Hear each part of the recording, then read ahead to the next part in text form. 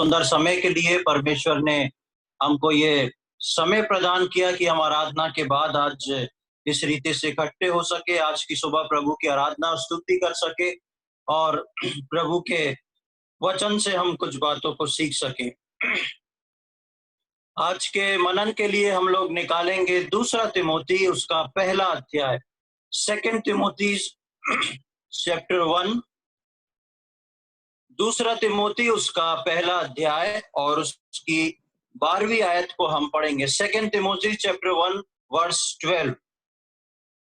यहाँ पे इस प्रकार लिखा है, इस कारण मैं इन दुखों को भी उठाता हूं पर लज्जाता नहीं, क्योंकि मैं उसे जिस पर मैंने विश्वास किया है जानता हूं और मुझे निश्चय है कि वो मेरी धरोहर की उस दिन तक रखवाली कर सकता है। जब हम तिमोथिस की पत्री में आते हैं, पौलुस ने तिमोथिस को व्यक्तिगत तौर से कई बातों को सिखाने की कोशिश की है। और जब पौलुस तिमोथिस को ये पत्र लिख रहा है तो उसको इस बात से पहले 12वीं आयत से पहले इस बात को वो स्मरण दिलाता है, बताता है कि पौलुस जो है कैद में रहते हुए, कई प्रकार के दुख सहते हुए प्रभु में कैसे स्थिर बना हुआ है। और जब वो तिमोथियस को ये बात लिखता है तो वो बोलता है कि मैं इन दुखों को भी उठाता हूं पर लज्जाता नहीं, क्योंकि मैं उसे जिस पर मैंने विश्वास किया है जानता हूं। पौलुस जो है तिमोथियस को ये बात सिखाता और बताने की कोशिश करता है कि सब कुछ बातें व्यक्तिगत तौर से एक प्रेरित होने के नाते जिन जिन बातों को मैं यीशु मसीह का सुसमाचार सुनाने और यीशु मसीह के बारे में बताने में, उसका प्रचार करने में लगा हूं, इन सारी बातों से जो कुछ भी कठिनाई परेशानी आती है, उन सारी बातों से मैं जो हूं लज्जाता नहीं हूं, मैं दुखी नहीं होता, क्योंकि मैं जानता हूं कि मैंने किस पर विश्वास किया है। और उसके लिए बोलता है वो कि और मुझे निश्चय है कि वो मेरी धरोहर की उस दिन तक रखवाली कर सकता है। पौलुस जो है बहुत अच्छे से इस बात को जानता है कि उसने विश्वास किस पे किया है और उसके लिए वो व्यक्ति या वो प्रभु जो है क्या कुछ कर सकता है। पौलुस जो है अपने परमेश्वर को पहचानता है, उसकी सामर्थ को, उसके पावर को पहचानता है। और पौलुस इस बात को भी जानता है कि जिस पर उसने विश्वास किया है वो उसके लिए क्या कुछ कर सकता है। प्रियो, मेरे और आपके जीवन में हम जब नए नियम के विश्वासी कहलाते हैं, विश्वास की यात्रा में या विश्वासी जीवन में उन चलने के दौरान मुझको और आपको इस बात को बहुत अच्छे से सीखना और समझना जरूरी है कि हमारा परमेश्वर क्या है, उसकी सामर्थ क्या है और उसने मुझको और आपको जो चुना है वो आखिरी समय तक वो हमारी धरोहर की रक्षा वो कर सकता है। पौलुस जानता है इस बात को और तिमोथियस को सिखा रहा है कि तुमको किस रीति से आगे बढ़ना है। और वो बोलता है कि मैंने जिस पर विश्वास किया है उसको मैं जानता हूं। पहला सवाल आज हमारे विश्वासी जीवन में, हम क्या अपने परमेश्वर को जानते हैं? दूसरा सवाल हमारे जीवन में कि हम क्या अपने परमेश्वर की सामर्थ को जानते हैं? और तीसरी बात, हमको क्या मालूम है कि जिस पर हमने विश्वास किया है वो हमारी धरोहर को उस दिन तक संभाल के रख सकता है जिस दिन हमारा अंतिम समय आए, हमारी मृत्यु हो या हम प्रभु यीशु मसीह के आगमन पर उठाए जाएं। इन तीनों बातों को समझना एक विश्वासी के जीवन में बहुत जरूरी है, ताकि हम इस बात को समझ सकें कि हमने जिस पर विश्वास किया है वो कैसा है। हमको हमने जिस पर विश्वास किया है हमारा उस पर भरोसा कैसा है। अब सबसे पहली बात, जब हम यहाँ पर देखते हैं कि पौलुस लिखता है कि वह इस कारण मैं दुखों को भी उठाता हूं पर लज्जाता नहीं, क्योंकि मैं उसे जिस पर मैंने विश्वास किया है जानता हूं, और मुझे निश्चय है कि मेरी धरोहर की उस दिन तक वो रखवाली कर सकता है। मेरी धरोहर की रखवाली वो कर सकता है। जिस प्रकार पौलुस बोलता है, उसी प्रकार एक विश्वासी की धरोहर की भी रखवाली जो है, वो हमारा परमेश्वर, हमारा प्रभु, हम उस अंतिम समय के, उस अंतिम दिन तक के लिए करता है।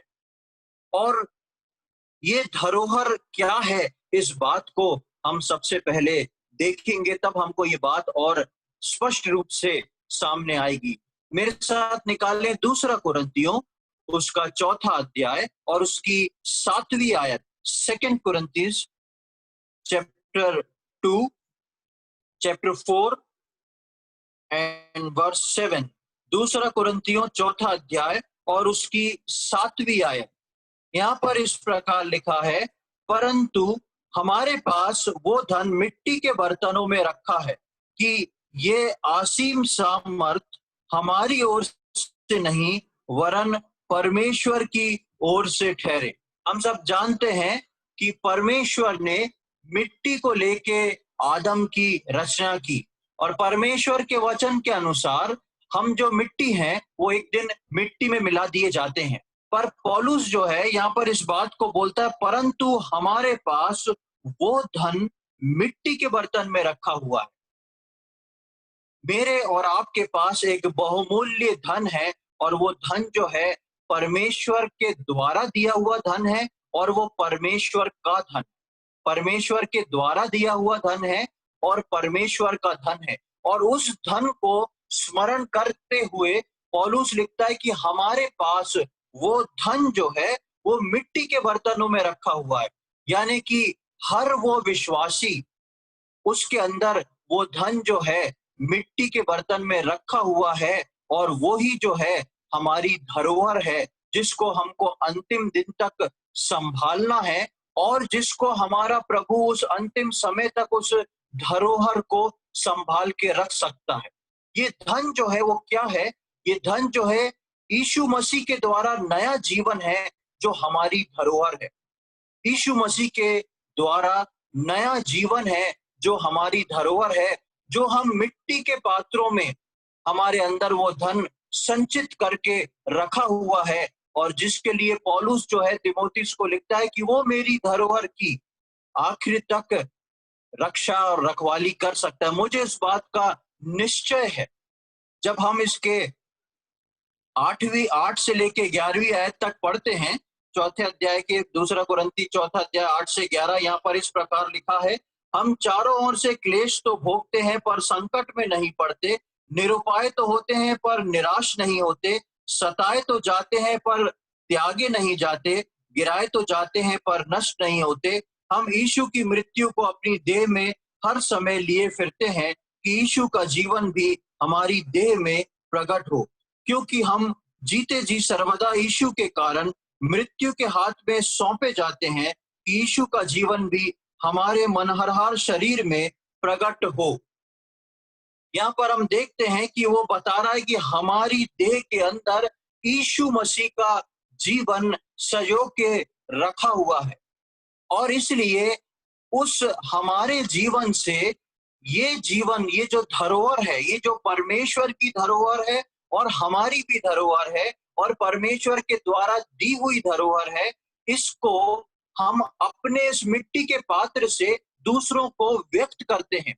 अपने जीवन के द्वारा हम प्रभु यीशु मसीह का जीवन दूसरों में व्यक्त करते हैं, क्योंकि जैसे जैसे हम उद्धार पाके आते हैं, हम धीरे धीरे यीशु मसीह के स्वभाव को अपने जीवन में अपनाते हैं, और फिर ये स्वभाव जो है, हम जो मिट्टी के पात्र हैं, हमारे अंदर से इस धरोहर में से निकल के दूसरे लोगों तक पहुंचता है, दूसरों को स्पर्श करता है, और उनके अंदर भी एक नई धरोहर को उत्पन्न करता है। लेकिन आज का हमारा विषय ये नहीं। मैं इस बात को इसलिए आपको बताना चाहता हूं कि ये धरोहर, ये विश्वासी जीवन जो परमेश्वर एक विश्वासी को देता और सौंपता है, कई बार विश्वासी जीवन में आने के बाद विश्वासी कई प्रकार के दुखों में से निकलता है, कई प्रकार की ऐसी परिस्थितियों में से निकलता है जहां उसको इस बात का डर होता है कि मेरा विश्वासी जीवन जो है पिछड़ रहा है, या उसको इस बात का लगता है कि यदि मैं विश्वास में इसी रीति से डूबता गया तो मेरे अंदर जो अच्छा काम शुरू हुआ था, मेरे अंदर जो अच्छी बात थी, जिस दिन मैंने यीशु मसीह को उद्धारकर्ता के रूप में ग्रहण किया था, मेरी उस धरोहर का क्या होगा? इसलिए पौलुस तीमुथियुस को लिखता है कि मैं भी हर प्रकार के दुख और तकलीफ और परेशानियों को सहता हूं, पर मैं लज्जाता नहीं हूं और मुझे डर नहीं है, क्योंकि मैं जानता हूं मैंने विश्वास किस पे किया है। सबसे पहले विश्वासी को इस बात को जानना जरूरी है कि उसने किस परमेश्वर पर विश्वास किया है, और उसके बाद दूसरी बात जानना जरूरी है कि मुझको और आपको निश्चय हो जाए कि वो आखिरी दिन तक मेरी और आपकी धरोहर की रखवाली को कर सकता है। प्रभु यीशु मसीह इस नए नियम के विश्वासियों के जीवन में अपने पवित्र आत्मा के द्वारा उनकी रक्षा और रखवाली करता है, उनकी धरोहर की। इसलिए विश्वासी जीवन में कितने भी अप्स एंड डाउन्स क्यों ना आए, विश्वासी जीवन में कितने भी डाउनफॉल क्यों ना आए, विश्वासी जीवन में कई बार पीछे हटने का कारण क्यों ना आए, लेकिन इस बात को ध्यान रखें, आपने किस पर विश्वास किया है और वो आपको संभाले हुए है। आप और मैं इसलिए संभले हुए नहीं कि आपका और मेरा विश्वास बहुत अच्छा है, लेकिन आप और मैं इसलिए संभले हुए हैं कि हम मजबूत हाथों में थामे रहते हैं, उसका सामर्थी हाथ हमको थामे रहता है। इसलिए हम जब विश्वासी जीवन को व्यतीत करते हैं तो मेरे और आपके लिए ये बहुत आवश्यक है कि हम इस बात को जान जाएं कि मेरा परमेश्वर कितना सामर्थ्य है, मैंने अपना भरोसा किस पे रखा है, और जिस पर मैंने भरोसा रखा है मुझको और आपको इस बात का निश्चय हो जाए कि वो मेरी धरोहर की रखवाली अंतिम समय तक कर सकता है। हम देखते हैं कि जब प्रभु यीशु मसीह इस दुनिया में आया तो उसने 3.5 साल सेवकाई की और चेलों को अपने साथ लिए चला। ये चेले जो थे 3.5 साल में बहुत सारी बातों को प्रभु यीशु मसीह से सीखे, यीशु मसीह के साथ साथ चले, इन्होंने बड़े बड़े आश्चर्य कर्म को देखा, इन्होंने मुर्दों को जिंदा करते हुए देखा, बीमारों को चंगा करते हुए देखा, अंधों को आंखें देखती लेती हुई देखी, और यीशु मसीह को पानी के ऊपर चलते देखा, और साथ ही साथ इन्होंने बड़े बड़े ऐसे आश्चर्य कर्म देखे और सुसमाचार सुना और यीशु मसीह के द्वारा भविष्यवाणियां सुनी। ये चेले जो थे, विशेषकर 12 चेले जो यीशु मसीह के साथ साथ चलते थे, इन्होंने यीशु मसीह से बहुत कुछ सीखा। लेकिन यीशु मसीह के जानने के बाद जब यीशु मसीह की मृत्यु हो जाती है, तब ये चेले जो है डर जाते हैं और अलग हो जाते हैं।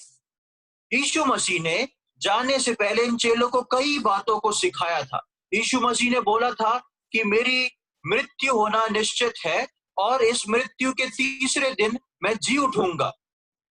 कई बार यीशु मसीह ने चेलों को इस बात से अवगत कराया, और यीशु मसीह ने आगे क्या होने वाला है, यीशु मसीह का दूसरा आगमन कैसे होने वाला है, उस बारे में चेलों को बताया। लेकिन यीशु मसीह की जैसी मृत्यु होती है, उसके बाद चेले जो हैं सब अलग अलग हो जाते हैं, और चेले इस बात को भूल जाते हैं कि यीशु मसीह ने उनको क्या कहा था। जब ये चेले जो यीशु मसीह के साथ 3.5 साल चलते रहे, उसके साथ उठते बैठते खाते पीते रहे, इनके साथ ऐसी स्थिति आई, तो प्रियो मैं और आप जिन्होंने बहुत बाद में यीशु मसीह पर विश्वास किया है, हमारे विश्वास को शैतान कई बार हिलाने और डमाडोल करने और गिराने की कोशिश करता है।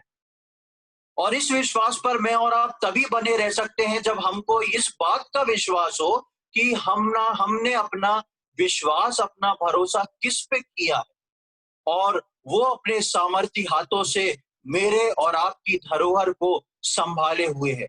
हम देखेंगे कि यीशु मसीह के पुनरुत्थान के बाद यीशु मसीह जो है चेलों से आके मुलाकात करता है। और जब पहली मुलाकात यीशु मसीह चेलों से करता है तो चेले किस हाल में हैं? देखें यूहन्ना रचित सुसमाचार उसका 20वां अध्याय, gospel according to John chapter 20। यूहन्ना रचित सुसमाचार उसका 20वां अध्याय और उसकी 2 आयतों को हम पढ़ेंगे, 19 और 20। Gospel according to John chapter 20 verses 19 and 20। यहाँ पे इस प्रकार लिखा है, उसी दिन जो सप्ताह का पहला दिन था, संध्या के समय, जब वहां के द्वार जहां चेले थे यहूदियों के डर के मारे बंद थे, तब यीशु आया और उनके बीच में खड़ा होकर उनसे कहा, तुम्हें शांति मिले। और ये कहकर उसने अपना हाथ और अपना पंजर उनको दिखाया। तब चेले प्रभु को देखकर आनंदित हुए। अब हम मुख्य बात में आज की जाएंगे। यीशु मसीह पुनरुत्थान के बाद चेलों से आके मिला और यूहन्ना में हम देखते हैं इस बात को बताया गया है कि यीशु मसीह का पुनरुत्थान के बाद यीशु मसीह 3 बार चेलों से मिला और 3 बार चेलों से मिलके यीशु मसीह ने कुछ खास खास बातों को बोली। सबसे पहली बात, यीशु मसीह का पुनरुत्थान जैसे ही हुआ तब यीशु मसीह चेलों से मिलने नहीं आ गया। कुछ समय बाद यीशु मसीह पुनरुत्थान के कुछ समय बाद यीशु मसीह चेलों के पास मिलने आता है। हम 19वीं आयत में देखते हैं, उस दिन जो सप्ताह का पहला दिन था, संध्या के समय, जब वहां के द्वार जहां चेले थे यहूदियों के डर के मारे बंद थे, प्रभु यीशु मसीह चेलों से पहली मुलाकात करने आया। और जब पहली मुलाकात में यीशु मसीह ने चेलों को पाया तो चेले द्वार बंद करके बैठे थे। उनके मन में डर था यहूदियों का और उनके मन में एक कंफ्यूजन था कि अब करना क्या है, कैसे करना है। जबकि हम देखते हैं कि यीशु मसीह 3.5 साल में चेलों को बहुत कुछ सिखा चुके थे। यीशु मसीह चेलों को भेज चुके थे कि तुमको जाके सुसमाचार प्रचार करना है, स्वर्ग के राज्य के बारे में बताना है, लोगों को बोलना है स्वर्ग का राज्य निकट है, अपने मनों को फिराओ। यीशु मसीह की गवाही को देना है, लोगों को चंगा करना है, मुर्दों को जिलाना है, कई अद्भुत काम करना है। लेकिन यीशु मसीह के पुनरुत्थान के बाद ये चेले जो थे द्वार बंद करके बैठे पाए गए। क्यों? क्योंकि इनके अंदर यहूदियों का डर था और ये उस बात को ना समझ रहे थे ना जान रहे थे। इसलिए जब हम 20वीं आयत में पढ़ते हैं कि यीशु मसीह आके बोलता है तुम्हें शांति मिले, और सबसे पहली बात यीशु मसीह क्या करता है, वो लिखा है, ये कहकर उसने अपना हाथ और पंजर उनको दिखाया। सबसे पहले यीशु मसीह आके उनको दिखा रहा है, मैं वास्तव में जिंदा हो चुका। तुम इस बात पर तो विश्वास करो कि तुमने किस पर विश्वास किया है। तुम इस बात को तो समझो कि तुम 3.5 साल किसके साथ चले थे। और यीशु मसीह पहली मुलाकात में चेलों को आके शांति देके सबसे पहली बात बोल रहा है, आके मेरे हाथ और मेरे पंजर को देखो, इसमें जो छेद है उसको देखो और विश्वास करो कि तुमने विश्वास किस पे किया है। और हम देखते हैं कि ये चेले अच्छे से इस बात को जानते थे कि हमको प्रभु ने जो है मनुष्यों को पकड़ने वाला बना दिया है। पतरस इस बात को जानता था कि यीशु मसीह ने बोल दिया है कि तुम पर मैं अपनी कलीसिया को स्थापित करूंगा। लेकिन ये चेले यीशु मसीह के पुनरुत्थान के बाद एक बंद कमरे में पाए गए। सब के सब बंद हैं और व्याकुल हैं, समझ नहीं आ रहा। और यीशु मसीह ने आके इनको डांटा नहीं, यीशु मसीह ने आके इनको बोला नहीं कि तुमको मैंने कहाँ बोला था और तुम कहाँ पाए जाते हो। यीशु मसीह ने आके इनके पास इनको शांति दी और इनको बोला कि अपने हाथ और अपने पंजर को दिखाया।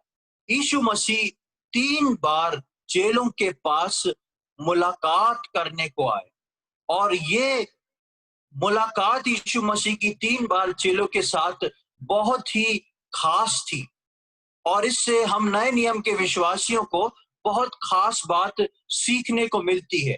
हम सब जानते हैं कि पुनरुत्थान के बाद यीशु मसीह 40 दिन 40 रात 40 दिन जो है वो इस पृथ्वी पे रहा और इन 40 दिनों में आप यदि वचन को ध्यान से पढ़ेंगे तो वो इन चेलों के अलावा कहीं पर भी जाके अपने आप को उसने बताया नहीं कि मैं यीशु मसीह। हम जब परमेश्वर के वचन में पढ़ते हैं, हमको यीशु मसीह के जीवन काल के बारे में बहुत सारी बातें मिलती हैं। यीशु मसीह ने जब चेलों से बोला कि मैं मर जाऊंगा और तीसरे दिन जी उठूंगा, तो उसके बाद यीशु मसीह ने चेलों से कभी नहीं बोला कि मैं तुम्हारे पास 3 बार मुलाकात करने आऊंगा।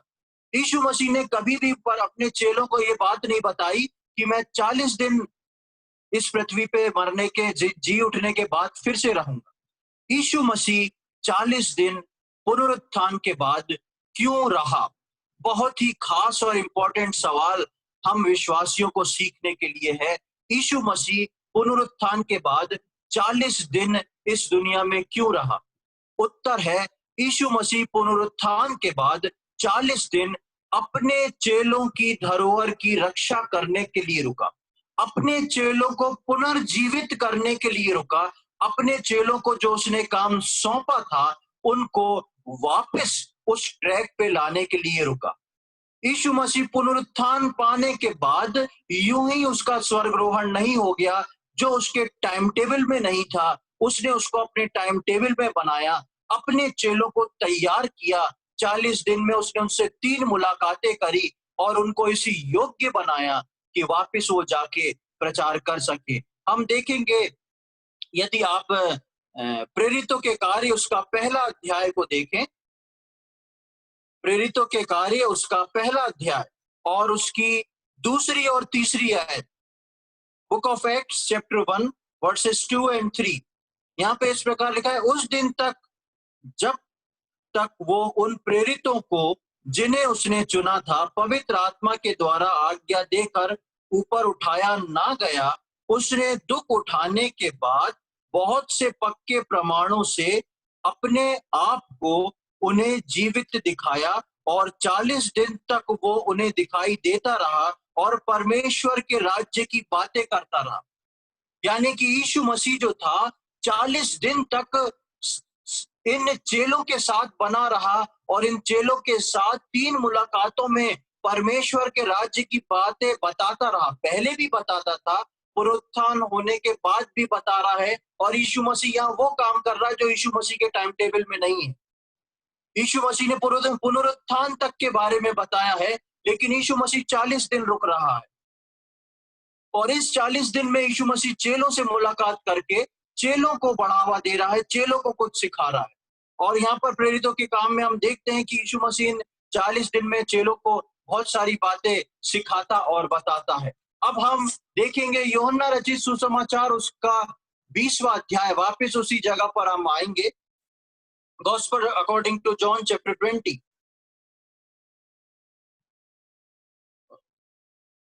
सॉरी चैप्टर 20 उसका 19 और 20 हमने पढ़ा है। अब हम 21 से 23 तक पढ़ेंगे। यहाँ पे इस प्रकार लिखा है, यीशु ने फिर उनसे कहा, तुम्हें शांति मिले, जैसे पिता मुझे भेजा है वैसे ही मैं भी तुम्हें भेजता हूँ।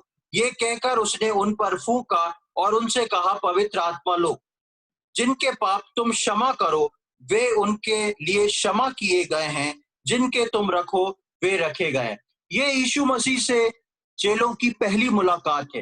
यीशु मसीह आके उनको शांति देते हैं, यीशु मसीह उनको अपना विश्वास दिलाते हैं और बताते हैं कि मुझको देख के मेरे सामर्थ पर विश्वास करो और इस बात को ध्यान दो कि तुमने किस पर विश्वास किया था और जिस पर तुमने विश्वास किया था वो जीवित होकर आज तुम्हारे सामने खड़ा है।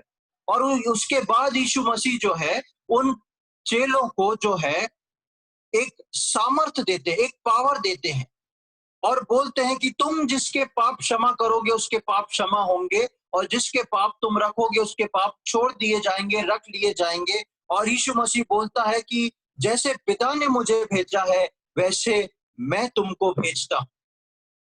ये पहला स्टेटमेंट प्रभु यीशु मसीह का चेलों के साथ पहली मुलाकात में। जब हम दूसरी मुलाकात में आते हैं 21वें अध्याय और उसकी दूसरी तीसरी 20वां अध्याय और उसकी 24 से लेकर 28 तक हम पढ़ते हैं। Chapter 20 verses 24 to 28। यहाँ पर इस प्रकार लिखा हुआ है, परंतु 12 में से एक अर्थात थोमा जो दिदुमुस कहलाता है, जब यीशु आया तो उनके साथ ना था। जब अन्य चेले उससे कहने लगे, हमने प्रभु को देखा है, तब उसने कहा, जब तक मैं उसके हाथों में कीलों के छेद ना देख लूं और कीलों के छेद में अपनी उंगली ना डाल लूं और उसके पंजर में अपना हाथ ना डाल लूं, तब तक मैं विश्वास नहीं करूंगा। 8 दिन के बाद उसके चेले फिर घर के भीतर थे और थोमा उनके साथ था और द्वार बंद थे। तब यीशु आया और उनके बीच में खड़े होकर कहा, तुम्हें शांति मिले। तब उसने थोमा से कहा, अपनी उंगली यहाँ लाकर मेरे हाथों को देख और अपना हाथ लाकर मेरे पंजर में डाल और अविश्वासी नहीं परंतु विश्वासी हो। ये सुन थोमा ने उत्तर दिया, हे मेरे प्रभु, हे मेरे परमेश्वर। दूसरी मुलाकात चेलों के साथ। यहाँ पर लिखा है कि जब दूसरी मुलाकात का समय आया, तब थोमा जो दिदुमुस कहलाता था, वो चेलों के साथ नहीं था। पहली मुलाकात में थोमा जो था चेलों के साथ नहीं था, और जब चेले उसको बताते हैं तो वो विश्वास नहीं करता। हो सकता है चेलों ने उनको बताया होगा थोमा को कि हमने उसके छिदे हुए हाथ को देखा है, तो थोमा एक कदम आगे बढ़ के और कहता है, मैं उस छिदे हुए हाथ में जब तक अपनी उंगली ना डाल लूं तब तक विश्वास नहीं करूंगा। और लिखा है कि थोमा से जो था यीशु मसीह मिलने आ गया। लेकिन यहाँ पर एक बहुत ताजुब की बात है कि जब पहली मुलाकात में थोमा नहीं था, तब यीशु मसीह जाके अकेले थोमा से मिल सकते थे और थोमा को बता सकते थे, लेकिन यीशु मसीह थोमा से ऐसे अकेले में नहीं मिले। 24वीं आयत में हम पढ़ते हैं, परंतु 12 में से एक अर्थात थोमा जो दिदुमुस कहलाता था, जब यीशु आया तो उनके साथ ना था। जब अन्य चेले उससे कहने लगे तब कि हमने प्रभु को देखा है, तब उसने उन पर विश्वास नहीं किया। 26वीं आयत में 8 दिन के बाद उसके चेले फिर घर के भीतर थे और थोमा उनके साथ था। 8 दिन तक यीशु मसीह ने थोमा से मुलाकात नहीं करी। यीशु मसीह के पास 8 दिन का समय था कि यीशु मसीह इंडिविजुअली जाके थोमा से मिलके इस बात को बता सकते थे।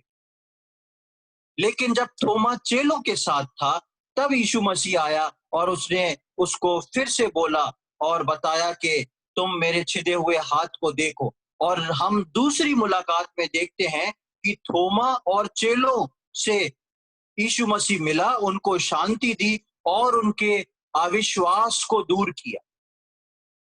पहली मुलाकात हो गई, 8 दिन बीत गए। दूसरी मुलाकात में यीशु मसीह ने फिर से मिलकर उनको शांति दी। थोमा के और बाकी चेलों के मन में भी कोई अगर अविश्वास होगा तो उस अविश्वास को दूर किया। जब तीसरी मुलाकात की ओर आते हैं तो हम 21वें अध्याय में देखते हैं। तीसरी मुलाकात 21वें अध्याय का हम चौथी आयत को पढ़ेंगे। मैं बहुत चुनिंदा आयत इसमें से पढ़ रहा हूं, आप सब इसके बारे में जानते हैं। 21 का 4, यूहन्ना 21 का 4, यहाँ पे लिखा है, भोर होते ही यीशु किनारे पर आकर खड़ा हुआ, तो भी चेलों ने नहीं पहचाना कि ये यीशु है। ये तीसरी मुलाकात है कि आप सब जानते हैं कि दूसरी और तीसरी आयत में पतरस बोलता है, मैं मछली पकड़ने जाता हूं, और ये सारे चेले जो थे पतरस के साथ मछली पकड़ने चले जाते हैं। यानी कि यीशु मसीह की 2 मुलाकात के बाद भी ये चेले वो काम नहीं कर रहे हैं जो यीशु मसीह ने इनको करने को बोला था। और यीशु मसीह ने चेलों को मनुष्य का पकड़ने वाला बनाया था, लेकिन ये जो थे जाके मछलियों को पकड़ने की प्लानिंग करते हैं और मछलियों को पकड़ने के लिए निकल भी जाते हैं।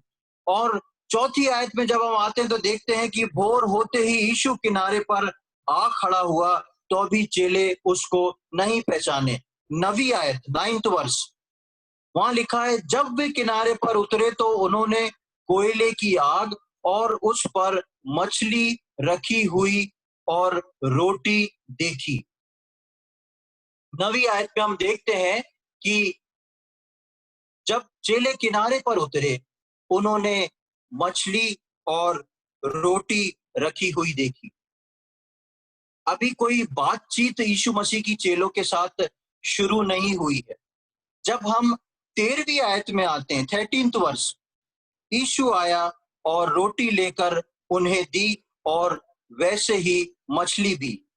14वीं आयत, ये तीसरी बार है कि यीशु मरे हुओं में से जी उठने के बाद चेलों को दिखाई दिया। इस घटना के बारे में हम जानते हैं कि यहाँ पर यीशु मसीह जो हैं इन लोगों से 5वीं आयत में पूछते हैं कि तुम्हारे पास कुछ है क्या? तुम्हारे पास कुछ मछलियां हैं क्या? वो बोलते हैं नहीं है। और यीशु मसीह इनको दूसरी ओर जाल डालने को बोलते हैं।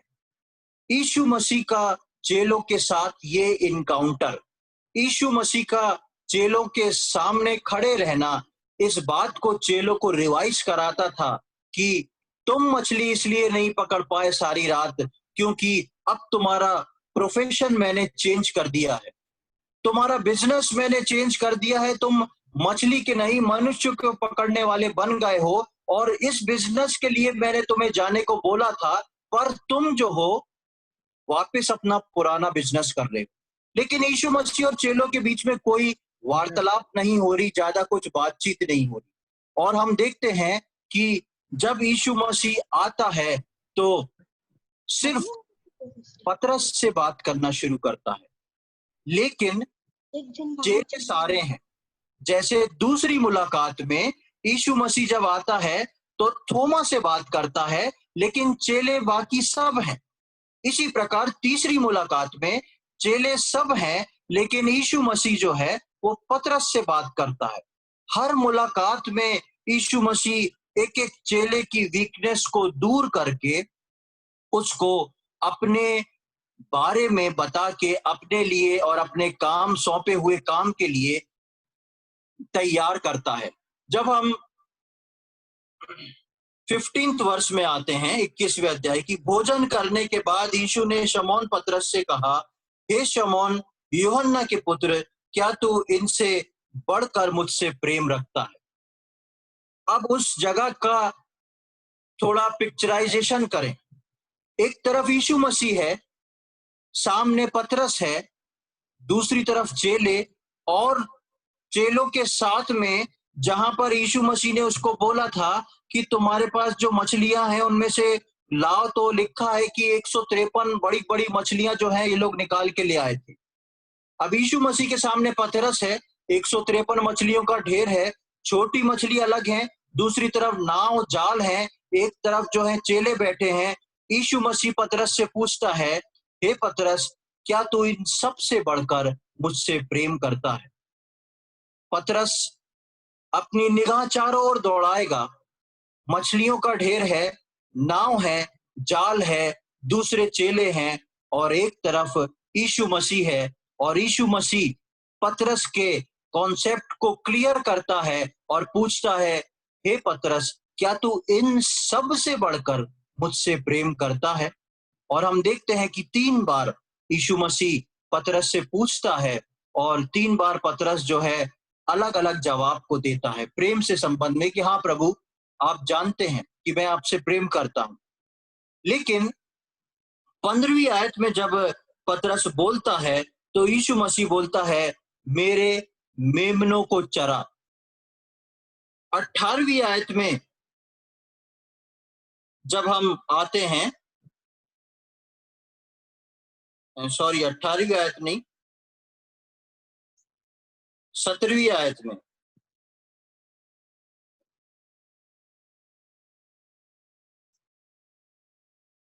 अ, 16वीं और 17वीं, 16वीं आयत में हम पढ़ते हैं, मेरी भेड़ों की रखवाली कर, और 17वीं आयत में हम पढ़ते हैं, मैं भेड़ों को चरा।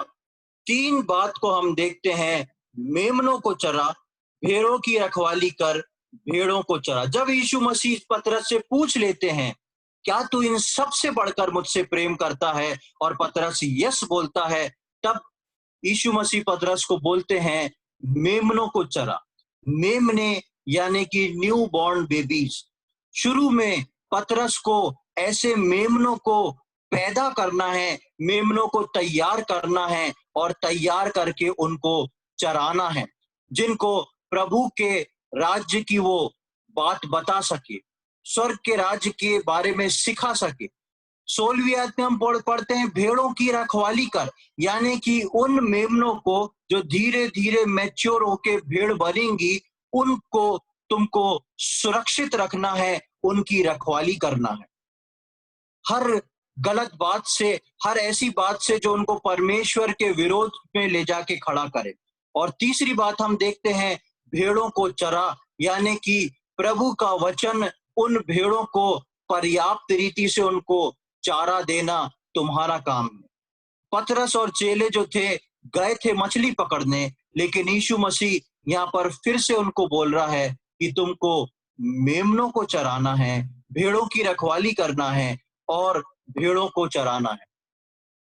अब ये बात यीशु मसीह पतरस को बोल रहा है, लेकिन बाकी चेले भी सुन रहे हैं और समझ रहे हैं, जो पतरस की हाँ में हाँ मिला के उस फिशिंग के लिए चले गए थे। लेकिन इस तीसरी मुलाकात में एक बहुत ही खास बात हुई है, जो पहली दो मुलाकातों में नहीं हुई। और वो क्या खास बात हुई है, 19वीं आयत में हम आएंगे। उसने इन बातों में से संकेत दिया कि पतरस कैसी मृत्यु से परमेश्वर की महिमा करेगा, और तब उसने उससे कहा, मेरे पीछे हो ले। तीसरी बार यीशु मसीह उनसे मुलाकात करके वापस नहीं गया।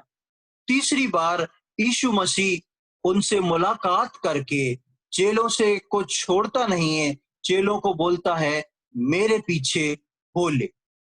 यीशु मसीह ने 40 दिन चेलों के साथ 3 मुलाकातों में समय को व्यतीत किया। इन 40 दिनों में यीशु मसीह ने स्वर्ग के राज्य के बारे में बहुत सारी बातें चेलों को बताई, बहुत सी बातों से अपने आप को प्रूफ किया, उनके विश्वास को मजबूत किया, और आखिर में यीशु मसीह बोलता है, मेरे पीछे हो ले। यीशु मसीह अपने पुनरुत्थान होने के बाद स्वर्ग जा सकता था, क्योंकि यीशु मसीह जिस कार्य को पूरा करने आया था वो उसने कर दिया था। लेकिन यीशु मसीह 40 दिन चेलों के लिए रुक के उनको तैयार किया। क्यों? क्योंकि यीशु मसीह के पुनरुत्थान के बाद चेले यीशु मसीह के पीछे चलने के लिए पूरी तरह तैयार नहीं थे। यीशु मसीह अपने टाइम टेबल के हिसाब से अलग गया, ताकि चेलों की उस धरोहर की रखवाली करके उनको उस ट्रैक पर वापस लेके आए, जिस ट्रैक के लिए यीशु मसीह ने उनको चुना था। यीशु ने चेलों के धरोहर की रक्षा की और वापस अपने पीछे लाया, उनके हाल पर उनको नहीं छोड़ा। और इस बार जब यीशु मसीह स्वर्ग ग्रहण यीशु मसीह का जब होता है, तो उसके बाद हम जैसे ही प्रेरितों के कार्य में पढ़ना शुरू करते हैं, पतरस पहला प्रचार करता है और 3000 लोग उद्धार पाते हैं, बपतिस्मा लेते हैं और एक कलीसिया स्थापित हो जाती है। यीशु मसीह ने पतरस को उसके हाल पे नहीं छोड़ा, यीशु मसीह ने थोमा को उसके हाल पे नहीं छोड़ा, यीशु मसीह ने बाकी चेलों को उन बंद दरवाजे के अंदर नहीं छोड़ा, जो डर के मारे, यहूदियों के डर के मारे जिनके द्वार बंद थे। लेकिन यीशु मसीह ने उनके धरोहर की रखवाली करी, उनके धरोहर को निखारा। यीशु मसीह ने उनको समझाया और बताया कि इस बात को सीखो और समझो कि तुमने विश्वास किस पे किया है, और तुम्हारी धरोहर की रखवाली मैं आखिरी समय तक कर सकता हूं। इसलिए इस बात को जानते, समझते और सीखते हुए पौलुस जो है तिमोथियुस को दूसरे तिमोथी पहले अध्याय और 12वीं आयत में लिखता है कि मैं सब प्रकार के दुख उठाता हूं और इस बात को जानता हूं कि मैंने किस पर विश्वास किया है और वो अंतिम दिन तक मेरी धरोहर की रखवाली कर सकता है। प्रियो, मेरे और आपके जीवन में एक विश्वासी जीवन जो है कभी भी किसी का परफेक्शन से भरा हुआ नहीं होता। एक विश्वासी जीवन जो है कई प्रकार के उतार चढ़ाव से होता है। एक विश्वासी जीवन कई प्रकार की दुख की परिस्थितियों में से निकलने वाला जीवन होता है। लेकिन प्रियो, इस बात को ध्यान रखें, आपके जीवन में कैसी भी परिस्थिति क्यों ना आए, आपके परिवार में कैसी भी परिस्थिति क्यों ना आए, आपके ऑफिस में, आपके समाज में कैसी भी परिस्थिति क्यों ना आए, यहाँ तक कि आपकी कलीसिया में कैसी भी परिस्थिति क्यों ना आए, आप इस बात को हमेशा याद रखें, आपने विश्वास किस पे किया, आपका भरोसा किस पर है, और जिस पे आपका भरोसा है वो आखिरी समय तक आपकी धरोहर की रखवाली कर सकता है। क्योंकि मैं और आप तो मिट्टी के पात्रों के वो पात्र हैं, वो बर्तन हैं जिसके अंदर धरोहर रखी गई है, और वो धरोहर यीशु मसीह के द्वारा दिया गया अनंत जीवन है। वो परमेश्वर की धरोहर है, और यीशु मसीह और परमेश्वर के द्वारा दी हुई धरोहर है, और मेरे और आपके लिए दी हुई धरोहर है, जिसको हमको अंतिम अंतिम दिन तक थामे रहना है। लेकिन उसकी रखवाली जो है वो प्रभु करता है। प्रभु चाहता तो बोल सकता था, मेरा काम हो गया, परमेश्वर ने जिस बलिदान के लिए मुझे भेजा था वो बलिदान मैंने हमेशा हमेशा के लिए पूरा कर दिया, और यीशु मसीह स्वर्ग जा सकता था। लेकिन यीशु मसीह ठहरा, उसने चेलों से मुलाकात की। पहली मुलाकात में सब कुछ बोल के नहीं चला गया, पहली मुलाकात में समझाया, दूसरी मुलाकात में समझाया, तीसरी मुलाकात में सिखाया, और उसके बाद बोलता है, मेरे पीछे हो लो।